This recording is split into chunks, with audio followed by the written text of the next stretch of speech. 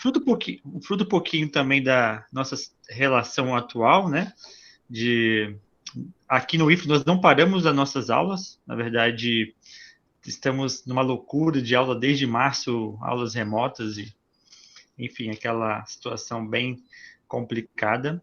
E uma das atividades que a gente propôs era isso, né? Tentar criar meios para poder não ficar só em sala de aula e também aproximar mais o pessoal, criar mecanismos de diálogo, de debate. Já tínhamos feito algumas atividades antes, né? Até via Instagram, e a guia surgiram alguns digitais nossos internos e acabamos aprovando um projeto justamente para isso, para tentar trazer um pouco do diálogo, né? Vocês, né? Que outros estados, né? Tem você que da UFMT, tá você, já foi o Bruno, foi o Cândido, aí tem a Carolina Bauer do Rio Grande do Sul que vai vir ainda, tem a Tâmara da UERJ, vai vir um professor da Unir também nosso aqui, e, assim, várias pessoas para falar sobre vários temas diferentes, né? E aqui também temos um grupo bem eclético, tá, Edivaldo? Nós temos o pessoal do nível médio técnico, né? Os técnicos em agropecuária, agroecologia e informática. Temos alunos da licenciatura em geografia, né? Nós temos curso de geografia aqui no campus. Temos também um pessoal da comunidade externa de Cacoal, professores de educação básica que nos inscreveram, da região, aliás, não só de Cacoal. E tem pessoal da pós-graduação também, que eu fiquei sabendo, nós temos uma pós de ensino de ciência e matemática, né, que a princípio não tem muito a ver, mas que se inscreveram também, que, ou seja, é um papo bem eclético, é um pouco o nosso perfil, né, do nosso campus, que trabalhamos com, desde quase do berço até a pós-graduação, né, a gente tem um grupo muito eclético, e é muito legal. Eu fico muito feliz, muito obrigado por estar aqui com a gente essa noite. Nossa quinta live, tá? Tem um pessoal de fora do Mato Grosso também, ó. Tem o pessoal da Unemate, tem o pessoal de Cuiabá, estava me esquecendo já. Tenho colegas que fizeram mestrado também comigo aí na UFMT, o André, eu acho que está aqui hoje, inclusive. A Andriele também, que vai dar uma palestra também tá participando também aqui com a gente. Vários colegas também, professores, o professor Gilson também de História aqui do campus. Eu estou vendo alguns alunos nossos aqui também, que estão aí, ou que são professores da rede, né? Vi a Kátia aí agora, né? Rapidamente, foi minha aluna. Oi, Kátia, boa noite, né? Boa noite a todo mundo. O Eduardo também, que é um colega meu de graduação, de pós-graduação, né? E de jornada também, que eu tomei a liberdade de enviar o link, né? O convite para algumas pessoas, como te perguntei ontem, né? Claro, claro. E aí, a Suelen, né? Tô vendo alguns alunos orientandos ou alunos das disciplinas nossas. A Kátia Almeida também, que está fazendo a disciplina. Amanhã a gente tem aula, viu, Kátia? Tarde já. Então, tô vendo alguns aí, tomei a liberdade de divulgar para eles também, viu, Mauro? Tá ok, tá tranquilo. É para isso mesmo, né? A gente fez inscrição inicialmente para. Chegamos a ter quase 200 inscritos, né? Mas no meio do caminho o pessoal não apareceu. Mas tá tendo um bom número, assim, já tendo mais de 120, 130 pessoas sempre participando. Demora um pouquinho para entrar, mas vão entrando, né? O pessoal. A Kátia faz sempre vejo a Kátia. Oi, Kátia, tudo bem? E para comemorar também, né? Não sei se a gente comemora ou não, né, Edivaldo? Hoje é o dia do historiador, né? Pois é. Historiadores e historiadoras, inclusive, né? Pois exatamente. Então, não sei, eu sinceramente, no atual quadro, não sei se a gente comemora, se não comemora, mas enfim, enfim, né? É uma situação que a gente pode debater sobre, né? Mas é isso. Então, eu vou fazer uma apresentação sua um pouco rápida, assim, porque eu tenho sido sucinto, né? Nos currículos, que vocês são muito produtivos, e aí fica difícil ler todos os currículos de vocês, tá? Mas, gente, muito feliz de estar aqui hoje com o professor Edivaldo, tá? Que vai falar com a gente um pouquinho sobre a redemocratização brasileira e a eleição de 89, tá? O professor Edivaldo, ele é professor associado do Departamento de História, do Instituto de Geografia, História e Documentação, né, o GHD, do campus de Cuiabá, né, da UFMT, docente permanente do mestrado profissional em ensino de História e do programa de pós-graduação em História da Universidade Federal do Mato Grosso, é coordenador do programa do PPGIS também, né, e vice-líder do grupo de pesquisa História e Mídias Eletrônicas da Unesp e Assis. Né. Possui graduação, mestrado e doutorado pela Universidade do Estado de São Paulo, né, Unesp de Assis, tem experiência em História, com ênfase em teoria da história, historiografia e história política, E tem desenvolvido pesquisas no campo da história da imprensa, história da TV no Centro-Oeste, história política, comunismo e anticomunismo, ensino de história e mídia, né? E o professor também tem diversos capítulos, diversos artigos publicados, tá? E atualmente, vou até destacar aqui, que é uma coisa que eu fui olhar o currículo um tempo atrás, né? Que você está com um atual projeto sobre mídia e ensino de história, né? Edivaldo, concepções, propostas e práticas, e nós estamos, inclusive, tem umas bolsistas aqui que estão trabalhando também com mídias digitais, né? A proposta do Facebook e YouTube para o ensino de história, principalmente pensando na desconstrução de determinados conteúdos, principalmente desses revisionistas históricos, né? Basicamente, estamos trabalhando hoje com o Brasil Paralelo, para deixar mais claro. Então, eu achei bem interessante. Bom, Edivaldo, é isso. A bola está com você agora, fique à vontade, qualquer coisa estamos aqui. O Elian, que é nosso bolsista, também está aqui presente. Qualquer dúvida pode chamar a gente vai tentar solucionar os problemas, tá bom? Agradeço mais uma vez pela sua presença e qualquer coisa é só chamar. Tá ótimo, né? Eu que agradeço, né, o convite, a possibilidade de participar da atividade com vocês, de dialogar com vocês, a possibilidade de conversar essa noite, né? É o que eu vou tentar fazer, tentar conversar sobre alguns temas dentro da proposta, né? O Mauro fez o convite, recebi muito alegremente, né, essa possibilidade de falar com vocês aqui, né? Sobretudo com o público do Instituto Federal de Rondônia, mas também com os professores de educação básica, os professores do Instituto, né, os nossos alunos aqui do programa de pós-graduação ou da graduação em História e outras graduações também, enfim, com a comunidade de modo geral. Acho que o dia de hoje deve nos levar a celebrar duas coisas, né? O Dia do Historiador e também a regulamentação da profissão, né? O veto presidencial caiu e a nossa profissão está regulamentada, mas deve levar a celebrar pensando no papel da universidade, no papel dos institutos federais, no papel da educação básica também, enfim, no nosso papel nessas diferentes instituições que nós atuamos, nos diferentes espaços que nós ocupamos também. Afinal, cursar uma graduação, depois cursar especialização, mestrado e doutorado, numa área como a área de história, deve servir para a gente compartilhar com os outros, né, o que nós pesquisamos, as informações que nós coletamos, as leituras que nós fazemos, né?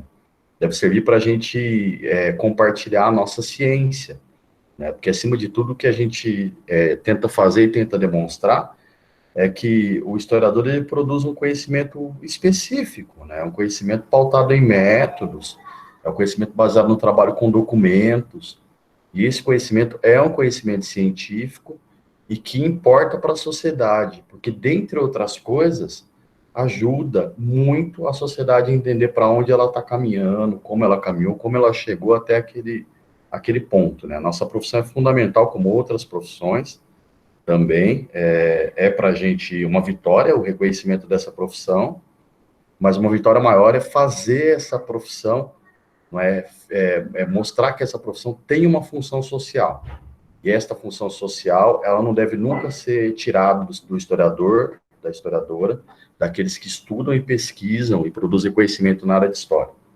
Dito isso, né, é uma alegria muito grande, como eu falei, estar aqui com a atividade, participar da atividade com vocês, e eu propus uma questão, uma discussão mais geral, e a partir dessa discussão mais geral, trabalhar com um ponto, com uma questão muito específica, não é?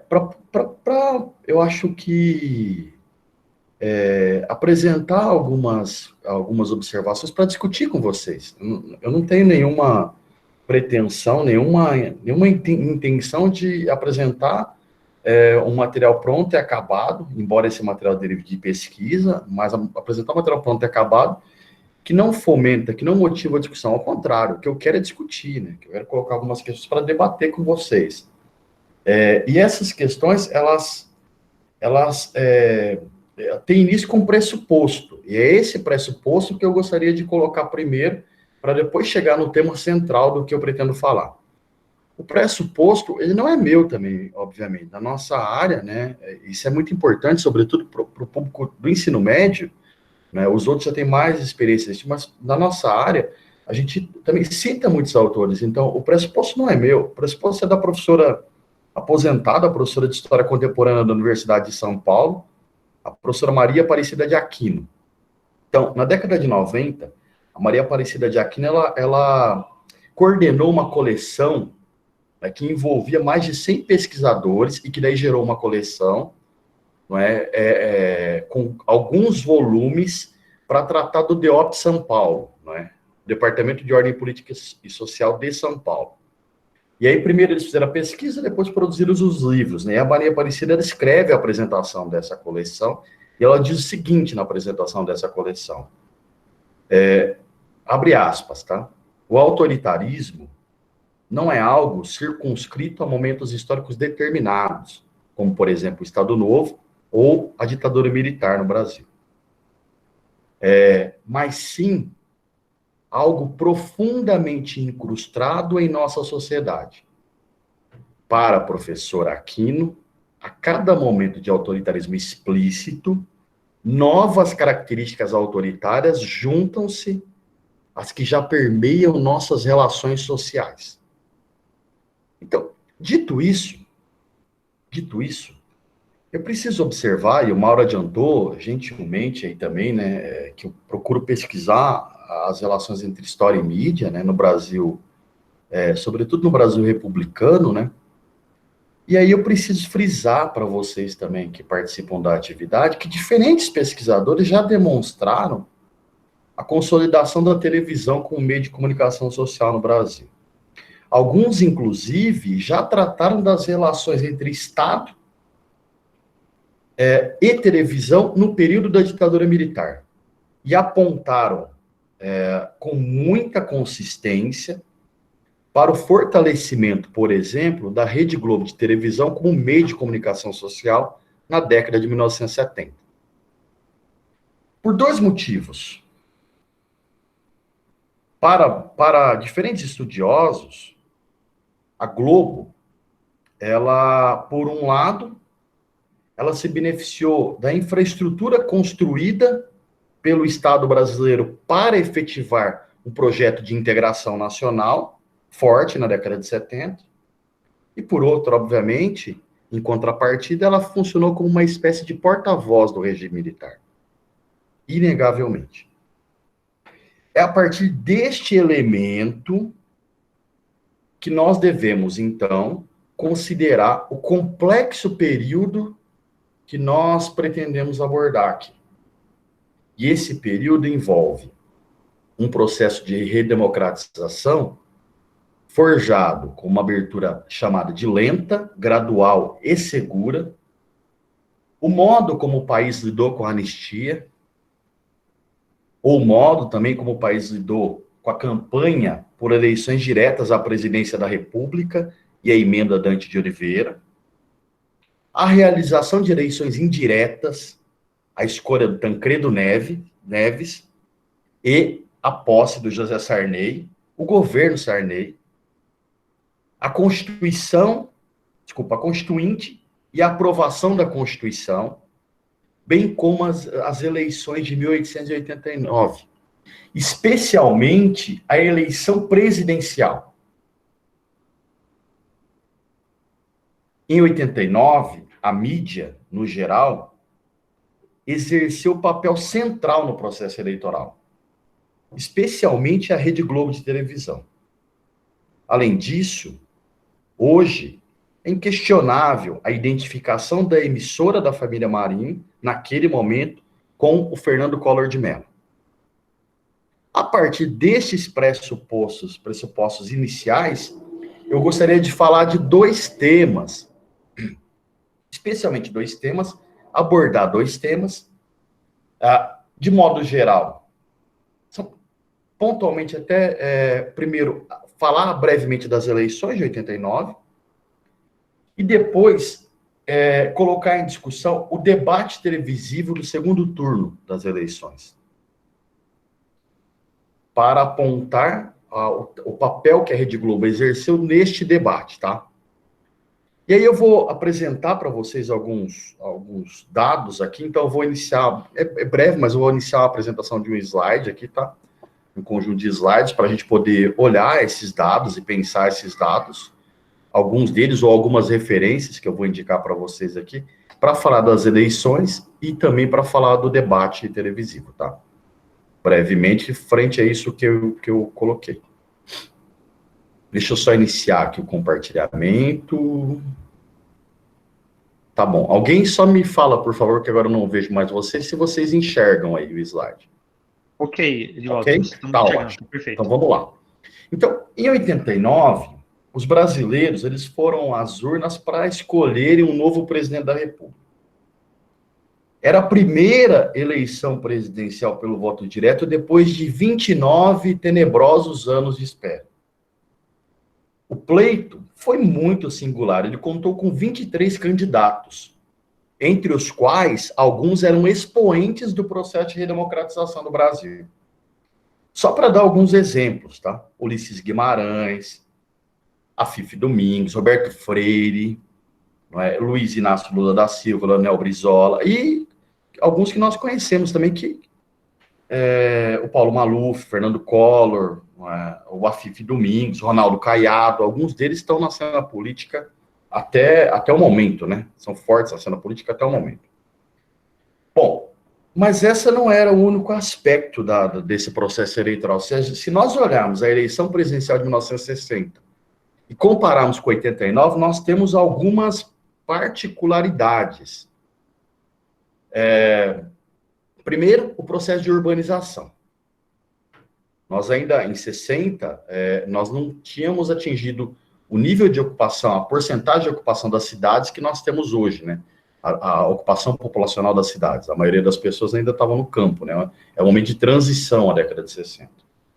Até a ligação entre as regiões, né? Você tinha poucas estradas com caráter nacional, que a gente tem hoje as BRs que cortam o país. A gente sabe muito, aqui no centro-oeste e no norte do Brasil, a gente sabe muito o papel que elas exercem, né? E a precariedade dos transportes, dos meios de comunicação, era gritante na década de 60 ainda.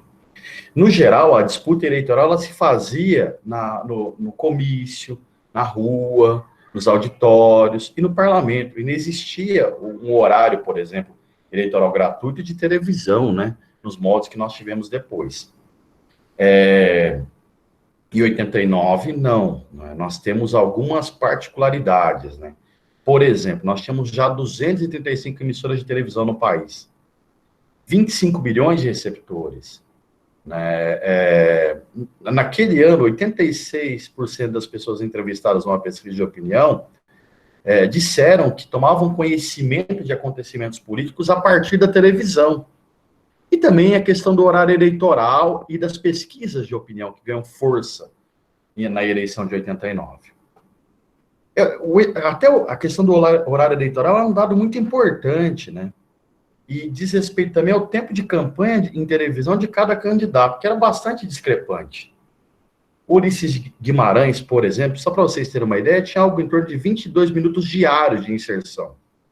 O Lula, o Collor e o Brizola tinham apenas 10 cada um. O Enéas Carneiro, candidato do Partido da Reedificação da Ordem Nacional, PRONA, dispunha de 15 segundos de TV. Entretanto, o tempo de TV no horário de propaganda eleitoral gratuita não resultou, naquele momento, como erroneamente as pessoas avaliaram, como sucesso automático dos candidatos. Isso ficou claro porque o próprio Ulisses Guimarães tinha mais que o dobro do tempo do Collor e do Lula e não obteve o mesmo sucesso, né, que os dois. Então, foi um equívoco na análise do cenário eleitoral que foi feito à época e foi feito posteriormente também, né? A gente erroneamente acha que tempo de TV permite a vitória de determinado candidato. A história já nos mostrou mais que uma vez que isso é falso, né? Mas depois de dezenas de comícios, de incontáveis aparições na TV, o Fernando Collor, do Partido da Reconstrução Nacional, foi o primeiro colocado no primeiro turno das eleições presidenciais. Em 15 de novembro de 1989, com pouco mais de 20 milhões de votos. O outrora Partido da Juventude, ele foi rebatizado de PRN quando o Collor filiou. E isso é um dado muito importante. O Collor era antigo filiado do PMDB e ele vem para o Partido da Juventude, que vira depois Partido da Reconstrução Nacional. Isso ocorre, né? A fundação desse partido, então, a transformação dele, ocorre em fevereiro de 89. E muito elucidativo é o manifesto programa do partido. O que esse manifesto dizia? Ele dizia que a reconstrução moral era um pré-requisito para todas as demais tarefas que a sociedade brasileira enfrentaria no campo político, econômico e social. E este programa colocava o partido como liberal e advogava a retomada do crescimento econômico unicamente a partir da drástica redução da interferência estatal da economia. Unicamente a partir disso. A segunda vaga, outra vaga no segundo turno, ficou com Luiz Inácio Lula da Silva, candidato do Partido dos Trabalhadores e da coligação Frente Brasil Popular. Lula teve pouco mais de 11 milhões e 600 mil votos, né? Uma pequena vantagem à frente do Leonel Brizola, que teve 11 milhões e 100 mil votos, né? Uma pequena vantagem para os padrões de uma eleição presidencial. Bom, e aí 2 encontros ocorreram entre o Lula e o Collor, 2 debates televisivos neste segundo turno. É importante frisarmos que existiram debates televisivos do primeiro turno e também programas televisivos em que os candidatos eram entrevistados, mas que a gente não consegue abordar aqui, tá? Então, entre o primeiro e o final do primeiro turno e a realização do segundo, ocorreram 2 debates. Ambos foram organizados por um grupo de 4 emissoras televisivas, um conjunto de 4 emissoras televisivas. Nenhum dos debates ocorreu na sede da Rede Globo, ou nos estúdios da emissora. O primeiro foi na TV Manchete.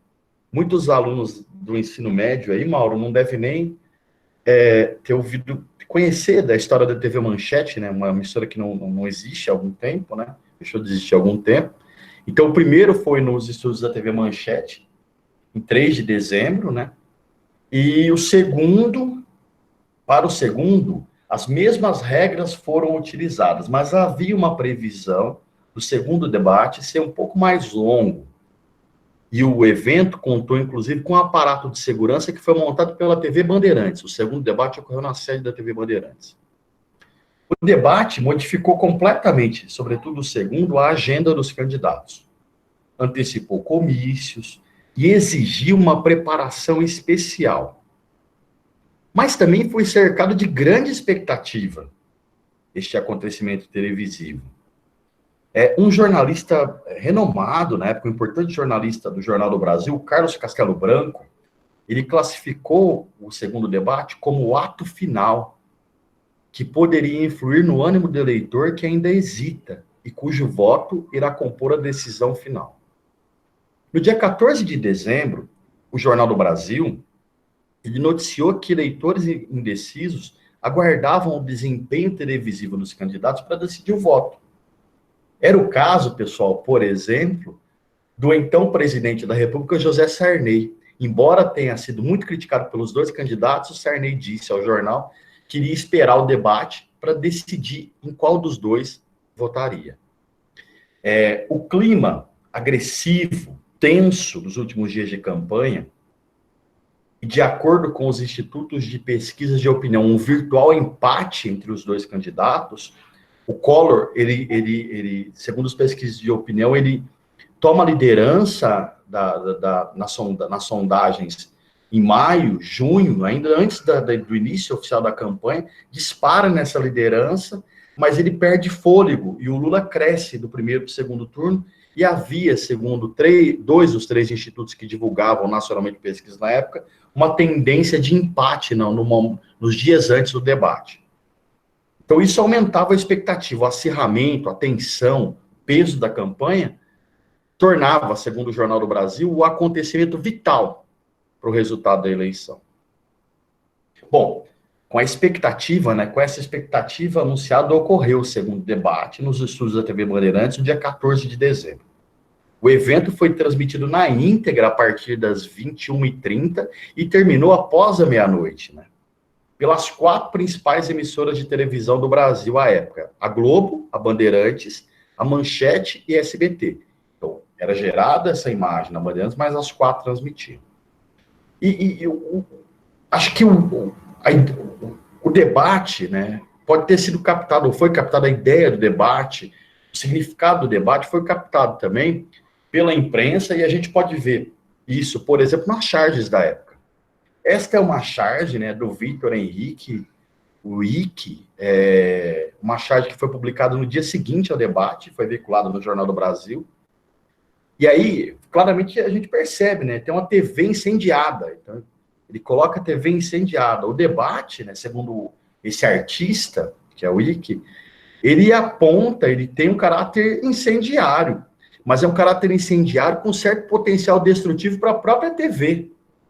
Afinal, significativamente, o chargista mostra a TV queimada com um acontecimento, né?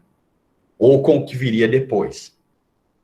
No dia 15, um dia após o debate, a Rede Globo de televisão apresenta 2 matérias com edição desse último debate nos seus 2 principais telejornais, o Jornal Hoje e o Jornal Nacional. Em ambas, a equipe de jornalismo da Globo privilegiou o desempenho de Fernando Collor. Mas o apadrinhamento que vinha sendo construído nos meses anteriores ficou mais forte ainda na matéria que foi veiculada no Jornal Nacional. A Globo favoreceu o caçador de Marajás, era assim que o Collor era conhecido, o caçador de Marajás, tanto na seleção dos momentos, quanto no tempo dado para cada candidato. Fernando Collor, numa edição do Jornal Nacional, na edição do Jornal Nacional, teve cerca de 1 minuto e meio a mais do que o Lula, de tempo, né, de momentos do que o Lula. Mas essa edição do debate repercutiu, um dia antes da eleição, repercutiu? Bom, imediatamente nós podemos observar matérias, textos, artigos de opinião publicados na imprensa que tratam dessa temática. Por exemplo, aqui vocês têm um trecho de um artigo publicado pelo Leonel Brizola, e o Brizola assina como presidente do PDT essa matéria no dia 17. No dia 17, o resultado da eleição ainda não havia sido oficializado, né? A vitória do Collor não estava oficializada, levava alguns dias para computar e ter um desfecho do resultado eleitoral quando era um caso como da presidência da República, né? E o Brizola teceu duras críticas ao monopólio exercido pela Globo e ao papel desempenhado pela emissora e a própria influência exercida no processo eleitoral. Então, este longo trecho, né, importante trecho que tem para vocês aí, que aparece para vocês, mostra, segundo o Brizola, né, ele chama a atenção da opinião pública, né, ciente, que é a opinião pública, para pensar como que a TV Globo estava intervindo seriamente no processo eleitoral, sobretudo com a edição do Jornal Nacional, com a matéria produzida a partir do debate eleitoral. Abre aspas para o Brizola, pessoal. Segundo ele, aquele império que mantém cativos a seu monopólio nada menos que 70% da audiência, a pretexto de comentar o debate, promoveu escandalosamente seu candidato, ao mesmo tempo em que buscava desmerecer e deprimir a candidatura Lula. E, ao final, divulga números de uma pesquisa. E o Brizola segue o texto, né? Uma pesquisa que dava o Collor como vitorioso no debate, indicando que se amanhã, no dia 18, surgisse um vitorioso, nós tínhamos que questionar o processo que foi maculado pela Rede Globo de televisão. Bom, então esse texto pode levar o pesquisador equivocadamente a achar que a imprensa escrita abriu espaço para críticas ao trabalho exercido pela Rede Globo de televisão, né? Não foi o que ocorreu. Esse texto do Brizola é um dos poucos que tecem duras críticas ao papel exercido pela Rede Globo, né, de televisão. Tempos depois, pessoal, os próprios responsáveis, né, pela edição do Jornal Nacional, eles afirmaram mais recentemente, que pasmem, usaram o mesmo critério aplicado numa partida de futebol, na qual são selecionados os melhores momentos de cada time. Segundo eles, o objetivo era que ficasse claro que o Collor tinha vencido o debate, o segundo debate eleitoral. Mais de 20 anos depois do pleito, né, deste pleito, em entrevista ao jornalista Geneton de Moraes Neto, no canal Globo News, o José Bonifácio de Oliveira Sobrinho voltou à carga, voltou ao tema. O Boni era um dos homens fortes da Globo, né, na década de 80 e década de 90. Segundo ele, depois que foi procurado pelo assessor do ex-presidente, né, do Collor, né, o superintendente executivo da Globo, Miguel Pires Gonçalves, solicitou uma posição do Boni. E o Boni diz o seguinte, na entrevista que ele dá pro Geneton, né, Geneton Moraes Neto. Eu achei que a briga do Collor com o Lula, abre aspas, tá? Nos debates estava desigual, porque o Lula era o povo e o Collor era a autoridade. E aí tem um trechinho muito importante aqui da fala do Boni. Então o Boni diz o seguinte, ó. Nós decidimos botar um pouco de suor com uma glicerinazinha e colocamos as pastas todas que estavam ali com supostas denúncias contra o Lula. Mas as pastas estavam inteiramente vazias ou com papéis em branco. Foi uma maneira de melhorar a postura do Collor junto ao telespectador para ficar em pé de igualdade com a popularidade do Lula. Então, o Boni coloca que até o cenário do debate foi artificialmente construído, né? E aí ele é interrompido. Quando ele fala isso, eu tinha até separado os vídeos, mas aí achei que ia ficar muito longa.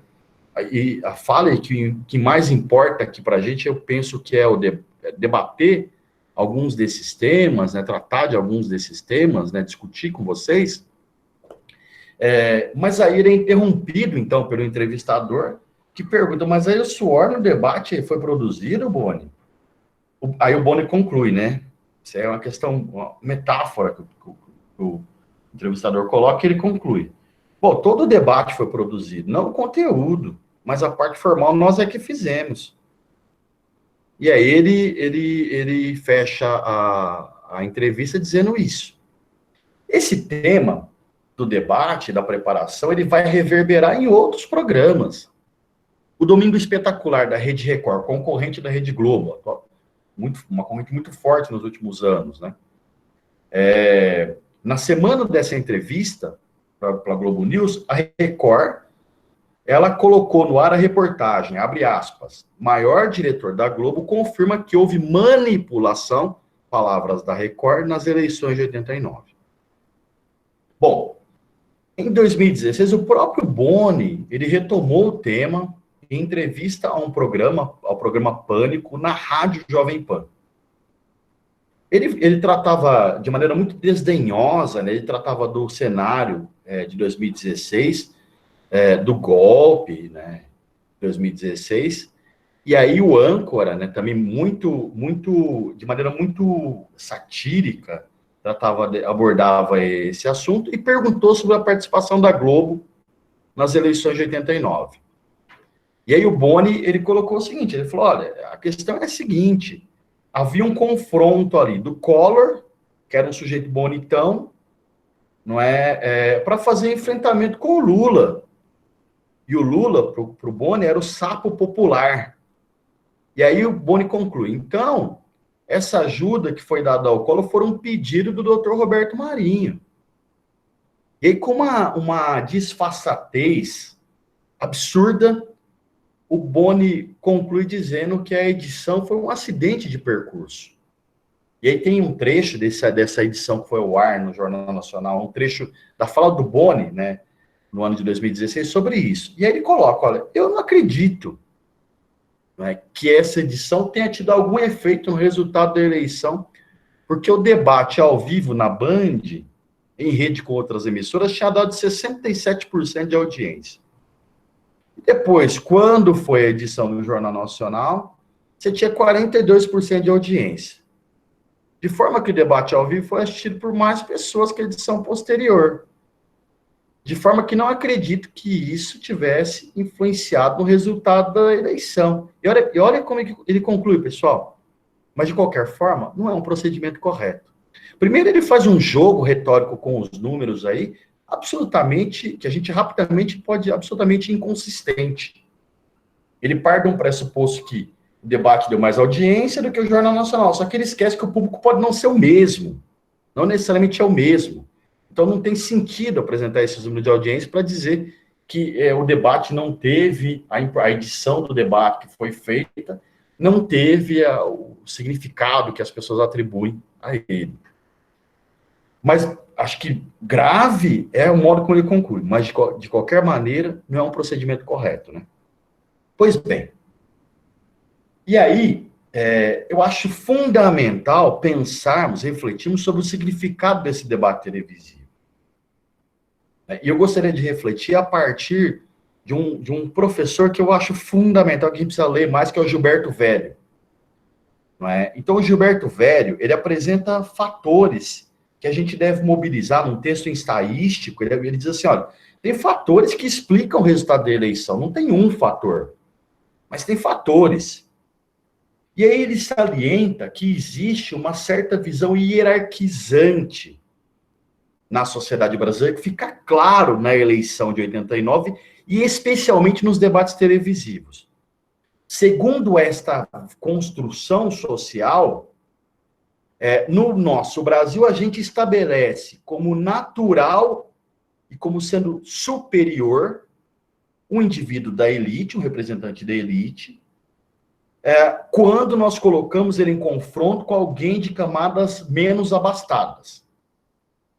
Uma visão que é mobilizada e reatualizada na campanha presidencial de 89. E para Gilberto Velho, ocorreu isto na encenação construída nos debates televisivos.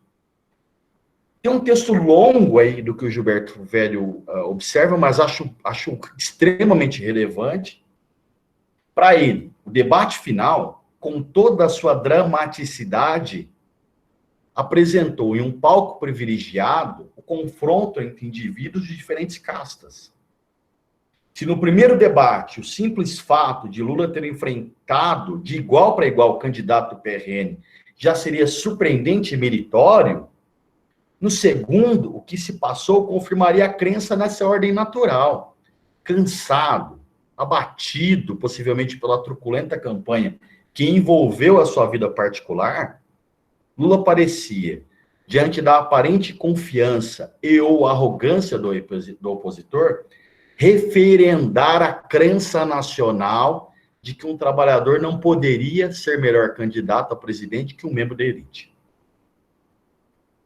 Mais uma vez, segundo Gilberto Velho, um universo previamente socializado e uma visão de mundo hierarquizante tinha confirmado suas ideias sobre o lugar dos indivíduos na sociedade. E com esta citação do Gilberto Velho, eu queria encaminhar para as considerações finais para poder abrir para a nossa discussão, tá? Então, eu gostaria de chamar a atenção para alguns aspectos. O caso de 89, neste processo de redemocratização no Brasil, ele chama a atenção, sem dúvida, por alguns aspectos. Nos últimos anos, o acesso aos meios eletrônicos tem se mostrado recurso absolutamente crucial nas disputas políticas. De certo modo, pessoal, os diferentes meios de comunicação transformam profundamente o ambiente eleitoral, gerando novas formas de contato entre candidatos e eleitores, redimensionando o papel de partidos, alterando a quantidade, a qualidade e a natureza das informações à disposição do público. Em que pese a centralidade das redes sociais nos últimos anos, e essa centralidade é inquestionável, devemos lembrar... Eu posso tentar fazer a chamada e encaminhar para você. Vou lá tentar. Tá, eu queria. devemos... Bom, em que pese, então, esse papel das redes sociais nos últimos anos, nós devemos considerar também jornais, revistas, emissoras de rádio e televisão, e os agentes que os fazem. Nós não devemos tomar meios de comunicação como apenas caixa de ressonância da vida política, como se fosse um eco de partidos e candidatos. Ao contrário, diferentes mídias podem e devem ser vistas como agentes sociais que influenciam e são influenciados pela estrutura e dinâmica da política. Agentes que disputam com demais agentes do mundo político o poder de impor uma visão social de mundo muito particular, como se fosse naturalmente geral, como se fosse de toda a sociedade. Agentes que lutam pelo poder de construir, de engendrar, de divulgar diferentes produtos políticos. Problemas da sociedade, programas de governo, análise sobre a conjuntura, comentários políticos, conceitos que são formulados, e para construir, inclusive, acontecimentos como este debate televisivo e a sua edição. Portanto, pessoal, a mídia, de fato, é parte integrante do jogo político e da própria construção, da própria fabricação do acontecimento histórico. Foi no período da ditadura militar e no processo de redemocratização do Brasil. E também é, inegavelmente, atualmente.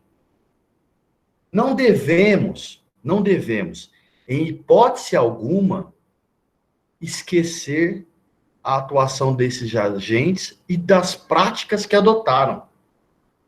Práticas que são divulgadas para aparecerem como socialmente referenciadas, como foi em 89, como tem sido ultimamente. Muito obrigado pela atenção de vocês. Obrigado, Givaldo. Maravilha. Eu fiquei aqui já pensando em algumas questões já, mas eu vou deixar o pessoal falar primeiro. Muito legal. E só um comentário antes, não sei se você já ficou sabendo, eu falei para você antes, o Brasil Paralelo, essa empresa que acho que nós fazemos tudo errado e eles fazem tudo certo, né? Em relação à história. Eles soltaram uma série chamada Teatro de Tesouras, que eles estão analisando todas as eleições da pós-ditadura. Não sei se você já chegou a olhar. E, inclusive, eu só assisti só o primeiro episódio, né, para algum dos nossos projetos, e acabei... e foi justamente esse, sobre a de 89, e, tipo, como eles também fazem toda uma construção a partir do projeto político que eles têm, buscando descredenciar completamente ali qualquer tipo de análise de fato histórica, né? Mas é muito legal mesmo, assim, pensar o papel da mídia, e aí é interessante, eu fico imaginando, né? Se depois quiser comentar como é que essa era um tipo de mídia, né, em 89, e como que hoje um outro tipo de mídia, uma nova modalidade de mídia, acaba por tentar rever essa outra mídia de 89, né? Dentro de um jogo político, uma construção histórica, de uma possibilidade, dentro de uma construção até mesmo, vamos colocar, ideológica, né? Que não estão tão distantes, mas ao mesmo tempo usam ferramentas diferentes, né? Ou seja, como isso é interessante. Bom, vou deixar você falar um pouquinho, enquanto o pessoal, sobre essa minha colocação, né? Mas é mais uma colocação, mais uma pergunta também, e como o pessoal vai se preparando aí para poder fazer suas perguntas. Gente, pode ter pergunta, pedir o microfone, como pode também mandar pelo chat, tá? Que eu vou ler para vocês, tá bom? Então, quando eles vão se organizando, você quer que eu responda? Eu espero mais questões, mais comentários. O que você prefere? Você que sabe. Não, eu acho que eu só vou fazer um comentário, né, enquanto vai se organizando, então, disso que você pergunta.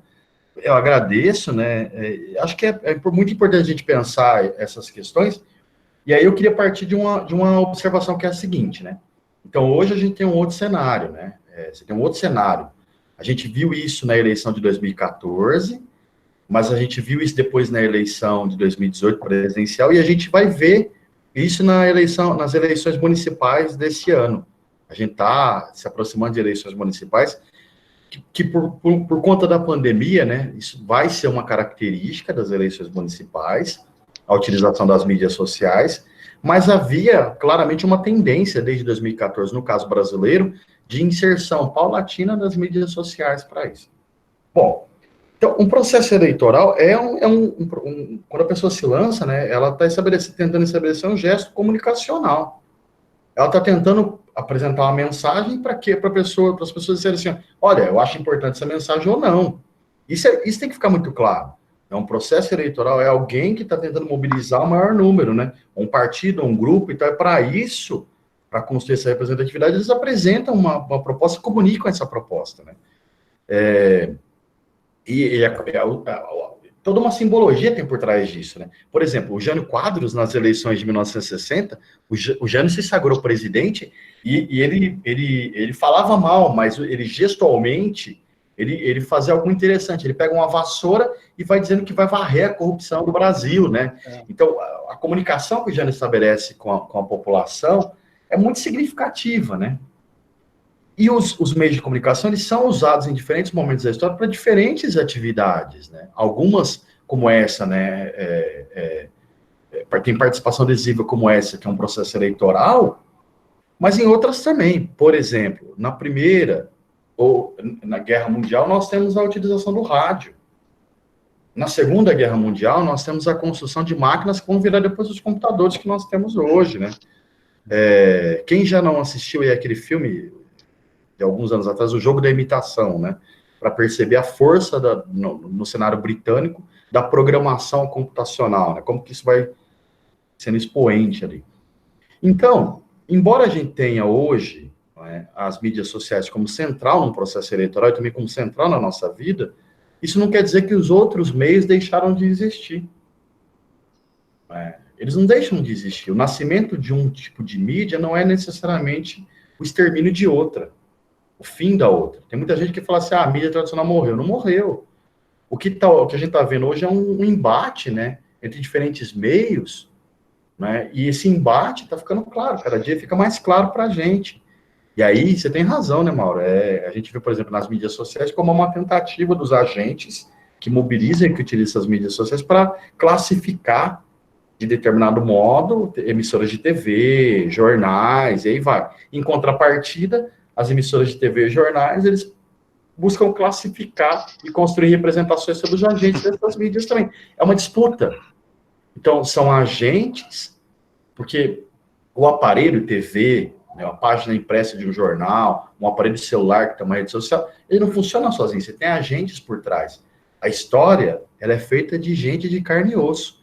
Então, tem gente de carne e osso que está mobilizando, que está construindo as mídias, tanto as digitais, mais recentes, quanto também as emissoras de TV, jornais, eles estão disputando para ver quem tem um poder maior, um poder não só econômico, mas também pode ser econômico, mas um poder maior de dizer, ó, é isso que você deve entender como sendo o nosso país, é isso que você deve entender como sendo correto. Eles estão construindo representações de mundo, e a gente tem que avaliar essas representações.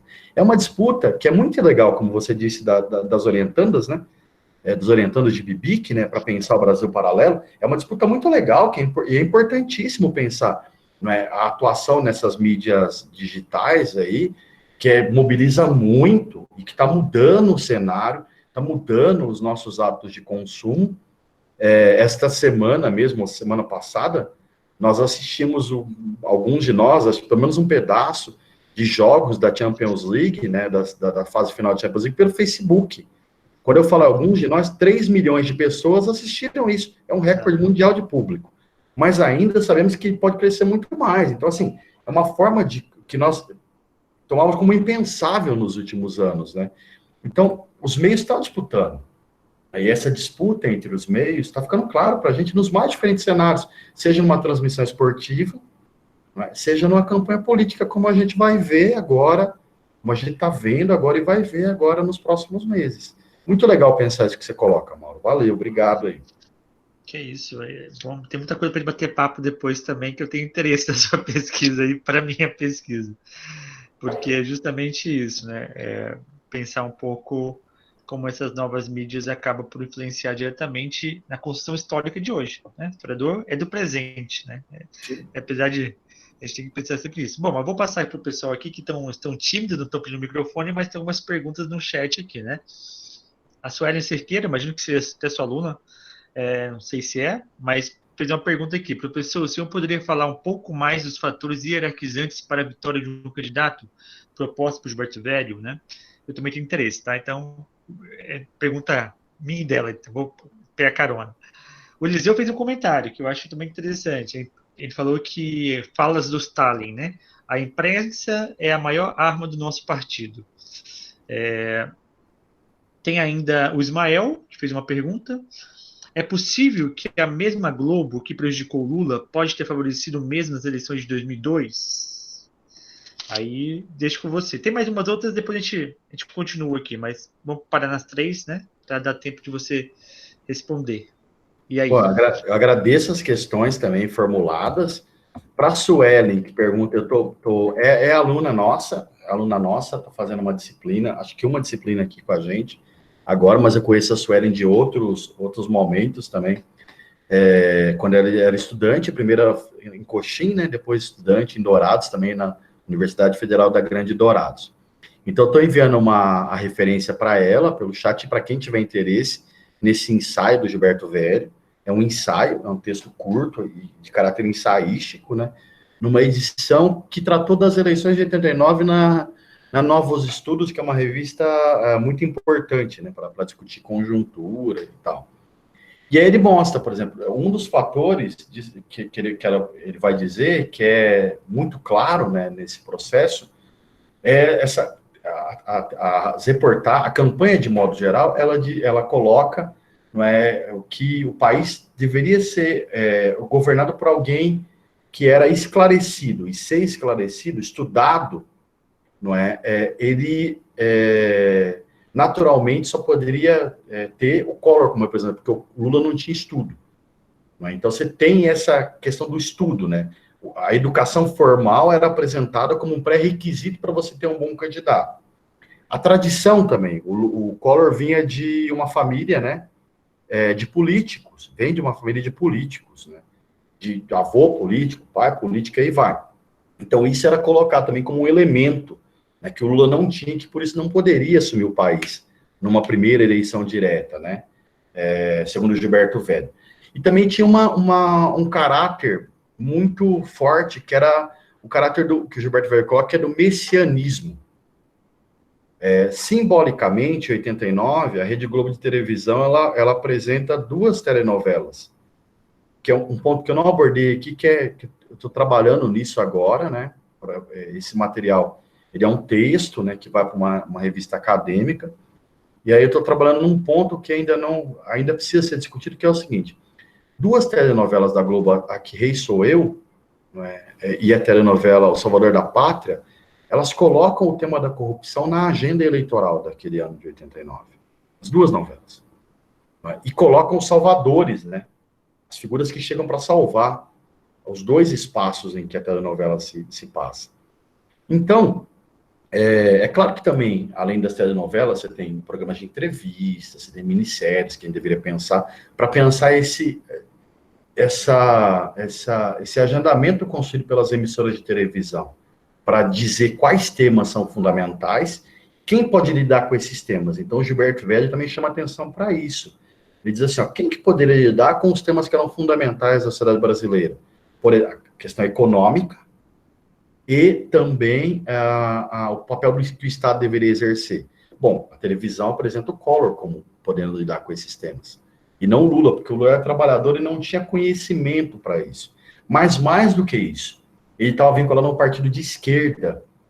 E o socialismo, ele estava ruindo. Então o Collor mobiliza isso e a TV alimenta também na campanha. Se o socialismo está em crise, como é que a gente pode pôr o representante do socialismo para governar o nosso país? Porque ele vai fazer do Brasil a ruína que está na Tchecoslováquia, na Polônia, na União Soviética, em 88 para 89. Então, tem uma série de elementos que são mobilizados pelas emissoras televisivas, alguns dos quais aparecem no debate, para falar dessa visão hierarquizante. Mas eu queria tomar a liberdade de propor aqui propor uma reflexão. A reflexão é a seguinte: os meios de comunicação, de modo geral, nos seus mais diversos programas, eles não constroem representações que hierarquizam a sociedade? Eles não constroem representações que formulam estereótipos na sociedade? E que nós, às vezes, aceitamos essas hierarquizações como sendo naturais, como sendo dadas, quando são culturais, são construídas, são forjadas, são formuladas. A gente não vê sempre assim, olha, este é o comportamento aceitável, este não é. Tudo bem que tem um ponto fundamental que é a ética no trabalho jornalístico, no trabalho televisivo, no trabalho daqueles que estão nos meios de comunicação, que deve ser considerado. Mas o que eu quero chamar a atenção é para um ponto que é assim: mídias, de modo geral, hierarquizam, estabelecem, formulam valores, não é? E esses valores são transmitidos. Aí, a outra questão é se nós recebemos e nos apropriamos deles ou não, que é uma outra discussão, mas sim, é muito importante pensar, acho que esse texto de Gilberto Velho, para chamar a atenção para essa questão, que a gente vai reatualizando, revivendo e reforçando e cristalizando o modo como a sociedade aparece estruturada, né? Aí tem a pergunta, tem da Sueli, mas tem também eu esqueci o nome agora, tem um comentário Eliseu, né? Eliseu, sobre né? a imprensa, se a Da maior arma imprensa. Depois a do Ismael sobre Lula também em 2002, né? Isso. Então, Eliseu, acho que é bacana o comentário, é isso mesmo, né? Assim, se a gente pegar, por exemplo, a década de 30, né? A década de 30 foi fundamental para formular essa ideia de meios de comunicação, né? Aí você cita o Stalin, e acho que é isso mesmo, né? Mas também tem o Goebbels, né? Na Alemanha nazista, que coloca que era fundamental mobilizar e mexer com os corações e mentes das pessoas, né?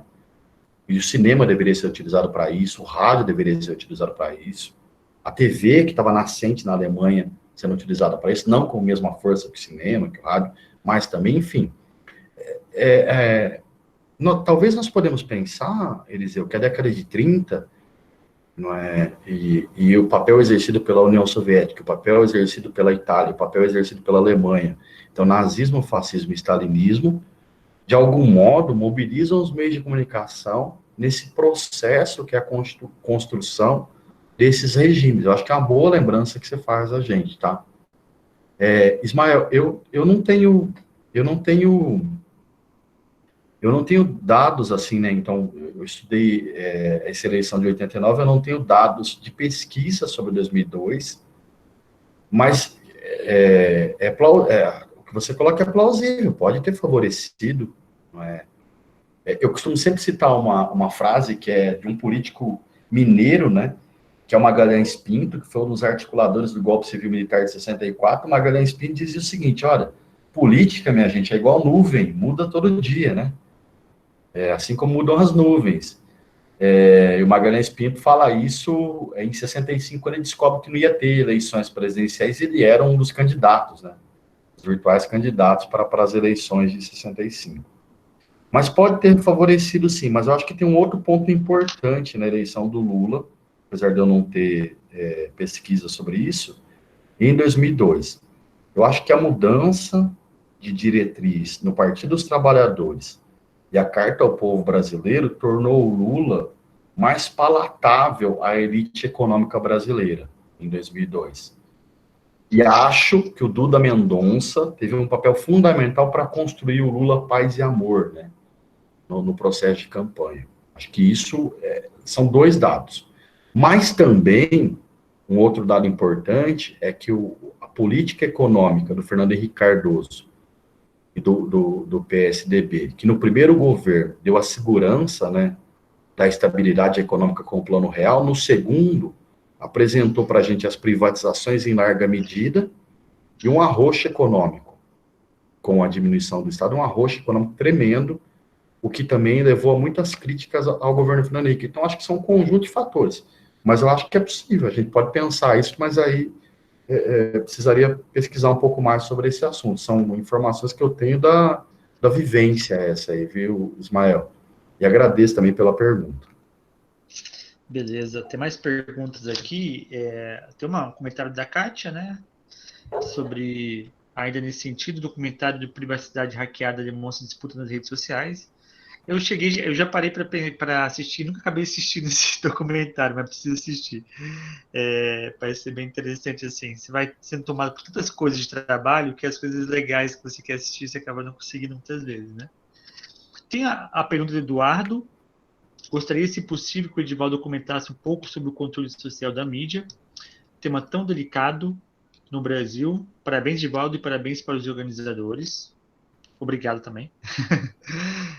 Jefferson Silva, boa noite, professor. Tendo em vista a maneira como as redes sociais interferem e moldam a opinião pública, principalmente em meio a disputas eleitorais, e percebendo a maneira massiva que a direita e a extrema-direita utilizam em relação às demais vertentes políticas, podemos dizer que, baseado na perspectiva democrática do mundo, em que deve existir igualdade na disputa eleitoral, a direita e a extrema-direita estão corrompendo essas disputas ou as demais vertentes políticas que precisam se organizar melhor? A pergunta, né? Eu vou aproveitar também, até porque tem um pouco a ver, e também é um pouco que acho que a Sueli tinha falado, é uma dúvida minha que tinha aparecido. Pensando até no texto de Gilberto Velho, ou Edivaldo, você acha que essa estrutura hierarquizante das mídias colabora para uma eternização aí de mitos sobre militarismo, monarquia no Brasil, por exemplo? Por exemplo, as novelas gostam muito de retratar, né, o período imperial, e sempre hierarquizando, sempre, ou é muito caricato essas figuras, ou muitas vezes é sempre com um poço de virtudes, né? A última novela, eu não assisti, mas eu vi alguns comentários sobre Dom Pedro II, aí me interessa um pouco. Parece que criaram mais novamente um mito sobre Dom Pedro II do que questionar e problematizar o personagem. Dá para pensar um pouco nisso também, que essa hierarquia das redes, das mídias colabora para a continuidade desse mito. E podemos pensar um mito dentro de Salvador do Raul Girardet também, tá? Podemos, para pensar uma linha teórica mais próxima ali, né? Será que colabora nisso? Bom, vou parar por aqui que tem mais perguntas ainda, tá? Nossa, tá bom hoje. Tá ótimo. Kátia, eu também não assisti, né, o documentário que você sugere, agradeço, né, vou procurar assistir também, depois vou ver também onde está disponível, né, para poder assistir, mas eu não assisti. Eu assisti muito, né, é interessante porque, assim, alguns bens culturais, eles ajudam a gente a perceber o espírito do tempo que a gente vive, né? A literatura é assim, mas o cinema também é assim, né? As músicas também são, o teatro, né? Então, alguns bens culturais ajudam a gente a perceber, a entender ou tentar respirar o momento que a gente vive, né? E algum tempo tem tido várias produções audiovisuais que tratam do papel das mídias sociais, papel da internet na política, né? Então você tem isso muito veladamente, por exemplo, aparece muito sutilmente House of Cards, que é uma série que fez muito sucesso. Aí agora você tem isso descaradamente no filme Brexit, que é de 2018, se eu não me engano, final de 2018, Brexit, ou início de 2019, que fala sobre o referendo no Reino Unido, né? O Reino Unido deixar a União Europeia. Então, isso aparece lá muito claramente. Eles dizem, olha, aqui quem está trabalhando para fazer campanha é Cambridge Analytica, aí você tem um projeto, enfim. Então, de alguma forma, os audiovisuais ajudam a gente a captar e perceber as questões que estão aparecendo para a gente agora, né? E é isso mesmo, acho que estão aparecendo. Vou procurar assistir também. Eduardo, é um prazer ter o Eduardo aqui, né? O Eduardo, como eu disse no começo, a gente foi colega de pós-graduação lá na Universidade Estadual Paulista, colega de orientação, a gente foi orientando o professor Áureo lá no mestrado e no doutorado. É um prazer, a gente faz tempo que não se vê pessoalmente, mas é muito legal saber que o Eduardo está aqui também, a gente pode dialogar um pouco sobre um tema como esse, né? o controle social da mídia. A gente vai estar no evento agora em setembro, que está sendo organizado por um colega nosso da Universidade Federal de Uberlândia, né, campus de Ituiutaba, sobre os 70 anos da televisão no Brasil, né, que é um evento para discutir alguns aspectos. Infelizmente, não vai ser presencialmente, né, para poder ver o Eduardo lá, comer, tomar uma cerveja e tal, mas virtualmente a gente vai se encontrar daqui uns dias. Então, agradeço a pergunta, Eduardo. Eu acho que é um tema que a gente não debate, né, esse tema do controle social da mídia. Então, essa apresentação que eu fiz, eu fiz um artigo, né, que eu submeti para uma revista agora há poucos dias, né, para pensar a apresentação aqui, terminei um artigo e tal, e enviei para a revista. Quando o Mauro fez o convite, eu falei, vou falar sobre isso, então vou escrever, pesquisar mais e tal, para poder falar, e já vou aproveitar e mandar a publicação para uma revista, né. E uma coisa que eu percebi, assim, que em alguns momentos aparecia nos jornais, de modo geral, na imprensa, essa questão da edição, né. Então, o Boni, por exemplo, deu uma entrevista para o Jornal do Brasil também. A entrevista foi na véspera de Natal. O próprio Jornal do Brasil publicou uma matéria dizendo assim, ó, não foi a Globo que derrotou o Lula, foi o Lula que perdeu a eleição. Ele que quis perder a eleição porque ele não fez isso e aquilo, né? Ele que perdeu. Mas, por incrível que pareça, não houve, tem um texto só que eu encontrei que discute a necessidade de tratar da televisão e discutir o papel da televisão na sociedade. E esse texto chama atenção para o fato da televisão ser uma concessão pública.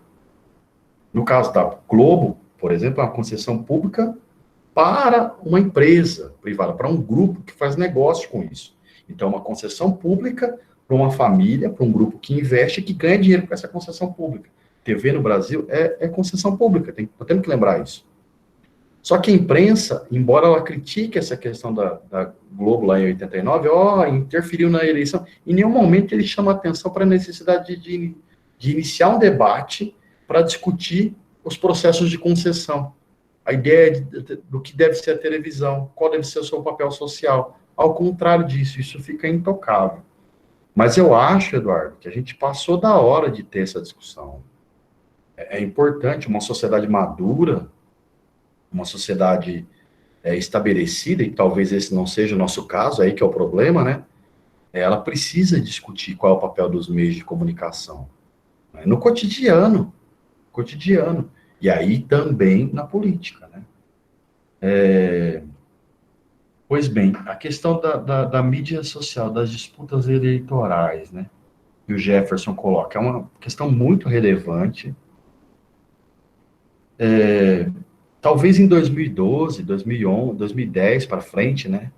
Quando nós começamos a ter mais contato com mídias sociais, passou a integrar o nosso cotidiano do modo como começou uma tendência para integrar do modo como integra hoje, né? Que é muito forte. A gente via nas mídias sociais uma possibilidade de democratizar oportunidades, né? Então, quem não era conhecido poderia ter voz com as mídias sociais. Acho que isso ainda está dado, né? Tem um livro belíssimo, que é do Manuel Castells, né? Que é Rede de Indignação e Esperança. É lindo o livro, que o Manuel Castells, ele fala da utilização das redes sociais para movimentos com a Primavera Árabe. E também na última edição que saiu no Brasil, ele toca nas jornadas de junho e julho de 2013. Então, de algum modo, as redes sociais ajudam, né? Elas possibilitam essas novas mídias, né? Esse processo de organização política é um outro processo de organização política. Só que esse outro processo não quer dizer que extingue o papel do rádio, o papel da televisão, o papel da imprensa escrita, enfim, de modo geral. Então, frente ao que você coloca, Jefferson, que é uma questão para a gente debater muito, eu acho, eu entendo, pelo que eu acompanho, eu entendo que grupos de direita e de extrema-direita, eles estão mais preparados para lidar com as mídias sociais. Mais preparados. Você tem uma estrutura internacional, você tem agentes que atuam, você tem práticas que estão mais consolidadas, né? E eu entendo que daí aqueles que tomam como campo mais progressista precisam aprender a lidar um pouco, precisam aprender a debater, né? Precisam aprender a utilizar esses recursos. E aí, talvez ser um pouco mais pragmático, como esses grupos de direita ou de extrema-direita, né? Mas eu queria colocar um outro aspecto que eu vejo. Tem um pesquisador muito importante para trabalhar com meios de comunicação, que é o Martim Jesus Barbeiro. Ele tem um texto chamado, um texto que ele trata o exercício do olhar, né? Ele discute o exercício do olhar. E ele diz que o problema, ele não está falando das mídias sociais, está falando da televisão, ele diz que o problema não é a televisão, o problema é o olhar que a gente tem para a televisão. O problema é o modo como nós enfrentamos, como nós lidamos com os produtos veiculados pela televisão. Porque nós precisamos exercitar o nosso olhar. O problema não são as mídias sociais. Ao contrário, o problema é o ser humano e o uso que o sujeito de carne e osso dá para as mídias sociais. E o modo como outros consomem aleatoriamente isso. É isso que a gente tem que pensar e tem que exercitar, né? Como é que a gente vai se apropriar das informações que são divulgadas e como é que a gente vai consumir essas informações que são divulgadas, né? Como que a gente vai se posicionar? E este é um processo que só pode ocorrer, né, se a gente pensar na incorporação desta formação de leitores de mídias sociais na escola também. É algo do nosso universo, a gente não pode mais relegar isso a um outro plano, a gente tem que aprender a ler isso, a gente tem que aprender a consumir isso, a gente tem que aprender a se apropriar disso e se posicionar criticamente, né? Não vai ajudar se a gente ficar só demonizando, né? A gente tem que formar pessoas que entendam como que funciona isso, para terem uma posição crítica para isso, né? Então, assim, eu fujo um pouco da tua questão, Jefferson, colocando isso. Eu acho que a gente tem que formar leitores de mídias sociais também, né? E acho que a esquerda precisa se organizar mais no campo progressista para lidar com a utilização das mídias sociais com fins políticos aí. É um pouco isso, tá? Para comentar. E aí, Mauro, eu acho que sim. Eu acho que os meios de comunicação, eles constroem mitos e também reforçam, cristalizam outros mitos, né? E papéis sociais também. Papéis sociais também, né? O Joel Rufino tem um texto belíssimo para pensar a presença de negros nas telenovelas ao longo das décadas de 70 e 80. Então, qual que era o papel destinado para eles nas décadas de 70 e 80?